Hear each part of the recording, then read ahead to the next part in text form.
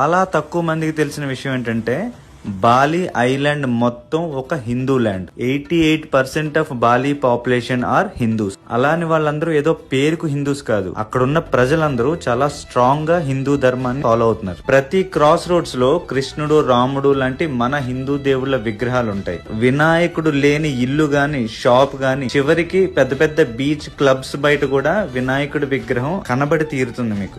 ఇంకా బాలిలో tourist place లో ఒకటి జీడబ్ల్యూకే పార్క్. అందులో జీడబ్ల్యూ అంటే గరుడ విష్ణు. ఈ పార్క్ లో ఒక కళ్ళు చెదిరేలా అతి పెద్ద గరుత్మంతుడు, ఆయన మీద విష్ణుమూర్తి కూర్చున్న విగ్రహం ఉంటుంది. ఇది బాలి మొత్తానికి ఒక ఐకాన్ లాంటిది. అండ్ ఇంకో place Uluwatu beach or Uluwatu temple. అక్కడ ప్రతిరోజు ఈవినింగ్ 6 కి అండ్ 7 కి రామాయణం యాక్ట్ ప్లే చేస్తూ ఉంటారు.